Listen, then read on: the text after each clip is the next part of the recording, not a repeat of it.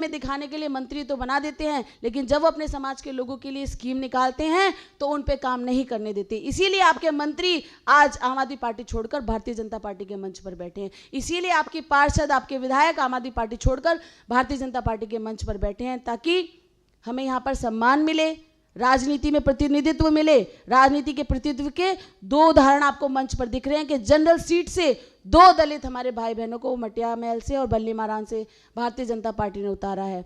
आप अपना झूठा मुखौटा दलित समाज के प्रति जो आप दिखाते हैं, आपको इसको इस बार दिल्ली की जनता आपको उतार के दिखाएगी। दलित समाज जब किसी का साथ देता है ना तो दिल से देता है, लेकिन जब उसकी इज्जत उतारता है तो ढंग से उतारता है। और आपने तो हमारे बाबा साहब के मूर्ति को खंडित करने का काम किया, वो भी 26 जनवरी वाले दिन, जिस दिन इस देश का संविधान लागू हुआ, जिस दिन इस देश के दलित समाज को सर्व समाज के बीच में मान सम्मान से बैठने का हक मिला, समानता का अधिकार मिला। हम दलित महिलाओं को इन पुरुषों के बराबर समान अधिकार मिला। उस दिन आप ये दिखाना चाहा आपने कि बाबा साहब की मूर्ति आपने तोड़वा दी, और चलो तोड़वाई भी तो उसके खिलाफ आपने एक शब्द तक नहीं बोला। आप महादलित विरोधी हो, दलित विरोधी नहीं, आप महाविरोधी हो दलित समाज के।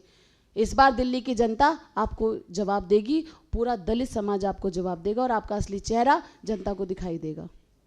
जय भीम। खुशीराम चुनार जी।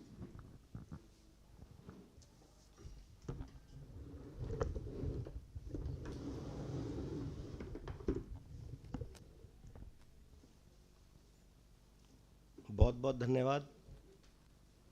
मैं सबसे पहले तो सारी प्रेस जो यहाँ पर आई है, हृदय से आभार व्यक्त करता हूँ कि आप लोग ऐसे मुद्दे को जनता के बीच में ले जाने वाले हैं जो सीधा दलितों के ऊपर चोट करने वाला मुद्दा है। इन्होंने बाबा साहब की मूर्ति पर हथौड़े नहीं चलाए हैं, इन्होंने प्रत्येक दलित के दिल पर हथौड़े चलाए हैं। बाबा साहब हमारे लिए भगवान के समान है और इनके 12 विधायक दिल्ली के अंदर चुनाव लड़ रहे हैं। मैं उनसे बोलना चाहता हूं, आप मौन क्यों हैं? आप लोग आवाज क्यों नहीं बन रहे दलितों की? पंजाब के अंदर अमृतसर में बाबा साहब पे हथौड़े नहीं चले हैं, ये हथौड़े आप पर भी चले हैं और आप चुप हैं। तो ये बताते हैं कि जब आप इनके प्रतिनिधि बन के जाएंगे तो आप वहाँ भी मौन रहेंगे, कठपुतली बन के रहेंगे अरविंद केजरीवाल की। मैं उनसे कहना चाहता हूँ कि कब तक आंखों को मीचोगे, कब तक मुट्ठी को भींचोगे, कब तक आंखों के पानी से तुम पीड़ा को सींचोगे? आप चुप हैं, दलित समाज आपको देख रहा है। और मैं आपके चैनल के माध्यम से बोलना चाहता हूँ कि इस बार दलित समाज इनको माफ़ नहीं करने वाला है, इनको साफ करने वाला है दिल्ली के अंदर। और जो कुछ हुआ है, बाबा साहब का संपूर्ण जीवन हम लोगों के लिए अखंड प्रेरणा का स्रोत है, हमें उससे सीख मिलती है। बाबा साहब ने किस तरह संघर्ष करके अपने जीवन और अपने व्यक्तित्व को समाज में परोसा है। अगर बाबा साहब चाहते तो अपनी कलम से अपने समाज के बारे में लिख सकते थे, लेकिन उन्होंने सबके लिए सब हितकारी संविधान बनाया जिसका देश नहीं विदेश भी लोहा मानता है। तो मैं यही कहूँगा कि दलित का हमेशा शोषण होता हुआ आया है, दलितों को सोचना पड़ेगा, अपनी आवाज़ खुद उठानी पड़ेगी। अंत में मैं यही बोलूँगा कि सुख सपनों के साथ हजारों दुख भी हमने झेले और हंसी खुशी से बीते फागुन, केजरीवाल तेरे समय हमने कभी ना खेले। हर शहीद फरमान दे गया सीमा पर जल जल कर, यारो टूट भले ही जाना लेकिन कभी ना झुकना, कदम कदम पर मौत मिलेगी लेकिन तुम ना रुकना। बहुत सह लिया अब ना सहेंगे, सीने फड़क उठे हैं, नस नस में बिजली जागी है, बाजू फड़क उठे हैं। सिंहासन की खैर करो ये झूठों के सरदारों, इस देश के दलित जाग उठे तुम अपनी मौत निहारो।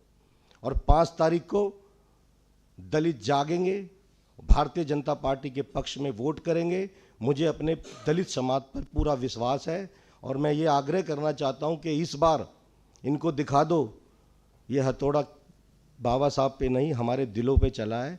अब ईवीएम पे हम ये हथौड़ा चलाने वाले हैं और आपको यहाँ से भगाने वाले हैं। बहुत बहुत धन्यवाद।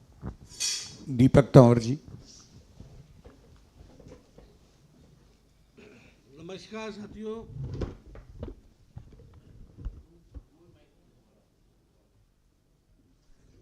सबसे पहले मैं कहूँगा जय भीम जय भारत। देखिए साथियों, ये बहुत ही दुर्भाग्यपूर्ण घटना है। किसी पे बाबा साहब पे आम आदमी पार्टी के द्वारा लगातार मूर्तियाँ तोड़ी जा रही है। कभी दिल्ली में घटना, कभी पंजाब के किसी और जिले में घटना, और संविधान के रचयिता पूजनीय बाबा साहब अम्बेडकर की जो मूर्ति को तोड़ा गया, खंडित किया गया, वो भी 26 जनवरी के दिन। देश का पूरा एक एक नागरिक, एक एक दलित समाज का बच्चा और बहुजन समाज का हर एक नागरिक अरविंद केजरीवाल जी आपको देख रहा है। आज 26 जनवरी से 31 जनवरी हो गई है, आपने अभी तक कोई टिप्पणी भी नहीं की है उसके ऊपर, कोई माफ़ी नहीं मांगी है आपने।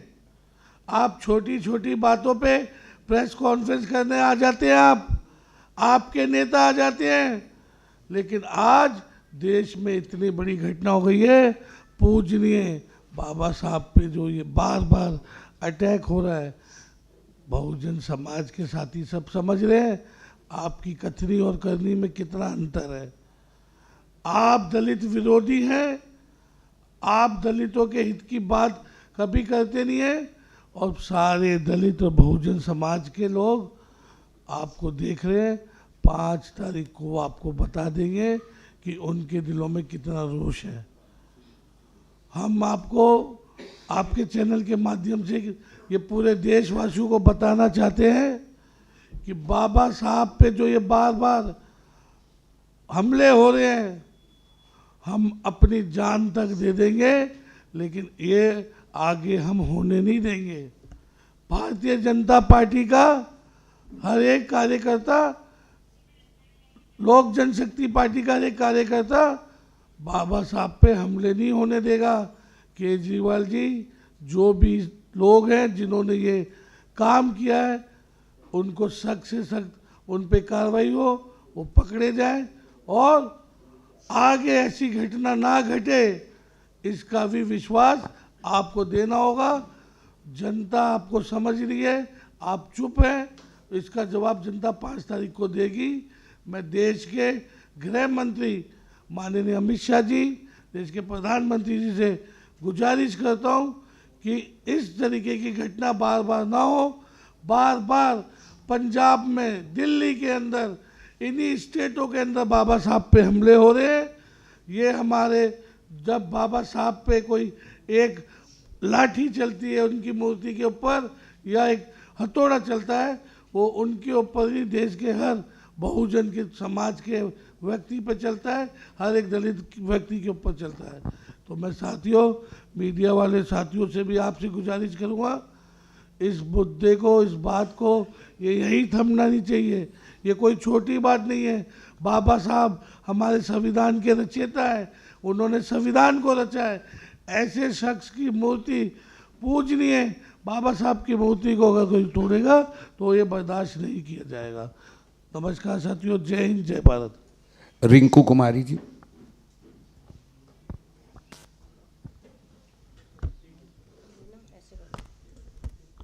सीट चेंज कर लीजिए, आप उधर चले जाइए, आ जाओ। आप इधर आके बोल लीजिए।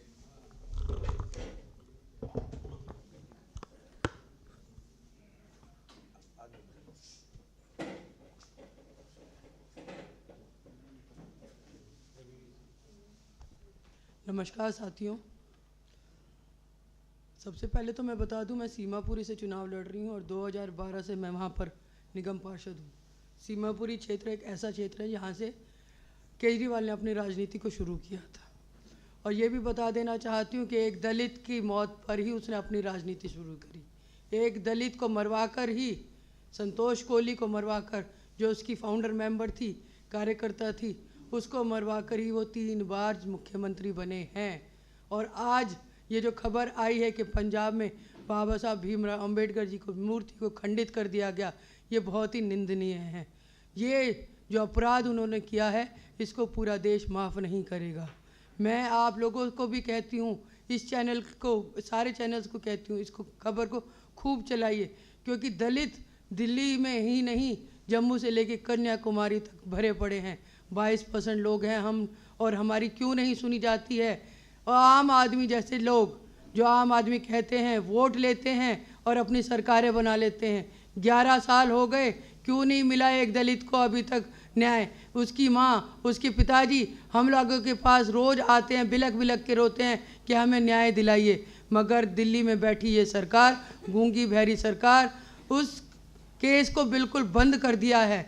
मैं अपनी भारतीय जनता पार्टी को कहती हूँ कि जो उन्होंने मौत करी है, मर्डर कराया है, मैं तो ये कहूँगी, और मर्डर कराने के बाद जो इस समय वहाँ पे चुनाव लड़ रहे हैं वीर सिंह दिगान, उनके लिए उन्होंने आरोप लगाया था कि ये वाल्मीकि समाज से हैं और वीर सिंह दिगान ने ही संतोष कोहली का मर्डर कराया।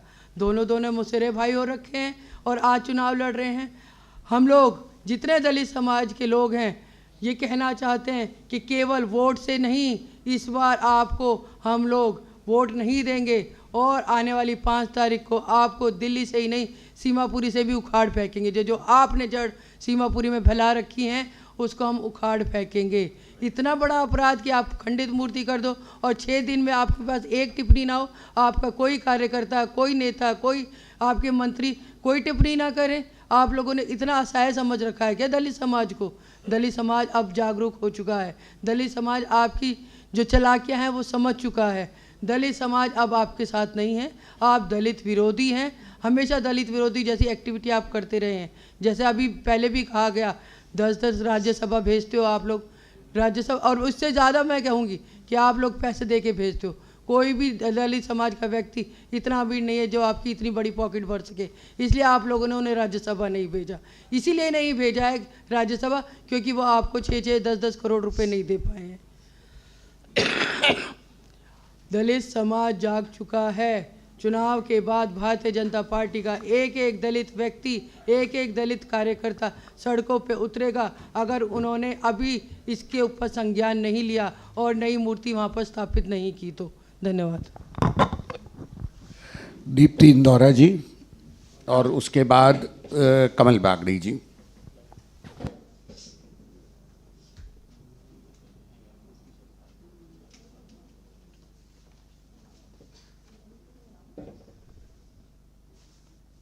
हमारे माननीय राष्ट्रीय महामंत्री दुष्यंत गौतम जी, मीडिया प्रभारी प्रवीर शंकर कपूर जी, मेरे सभी साथियों और मेरे पत्रकार बंधुओं, जय भीम, जय भारत।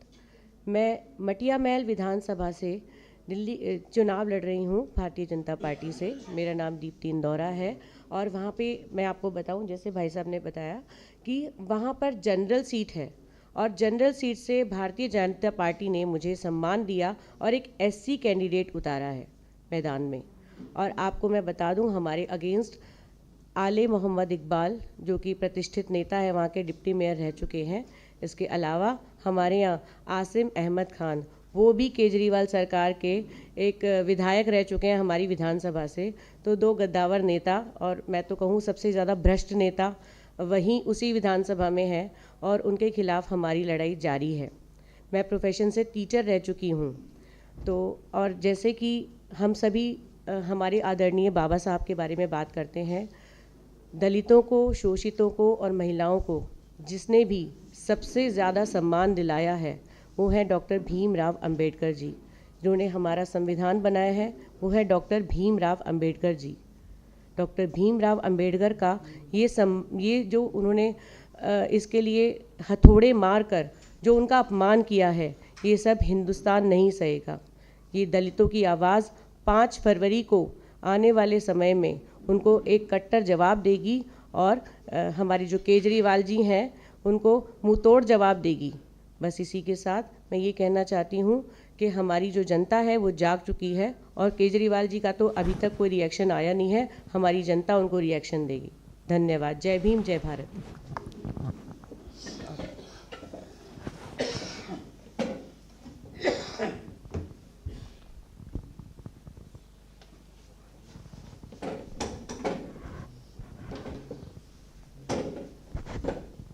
माननीय राष्ट्रीय महामंत्री श्री दुष्यंत गौतम जी, प्रदेश में मीडिया का काम देख रहे हैं मेरे बड़े भाई श्री प्रवीण शंकर कपूर जी, मंच पे विराजमान मेरे सभी साथी एवं मीडिया के बंधु, बाबा साहब भीमराव अंबेडकर जी की मूर्ति पे जो हथौड़े चले हैं वो खाली उनकी मूर्ति पे नहीं, प्रत्येक दलित समाज के ऊपर हथौड़े चले हैं।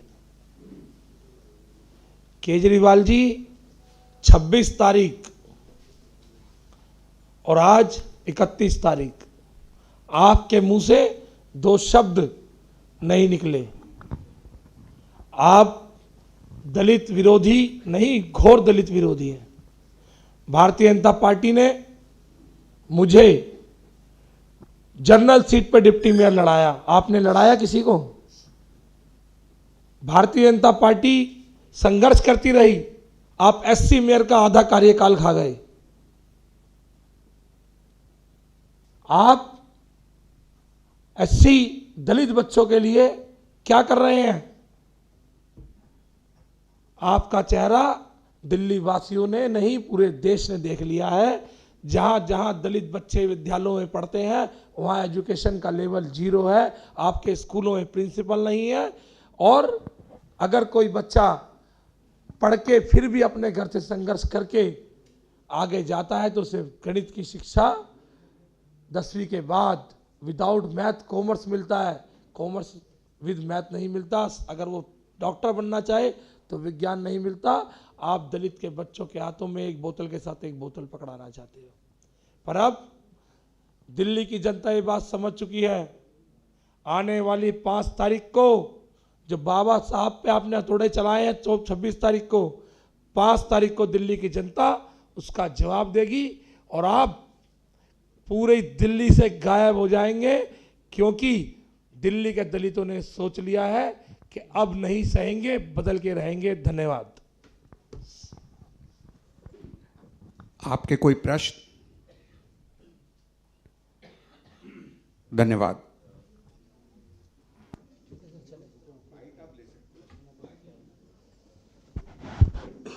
बाइट दुष्यंत गौतम जी देंगे।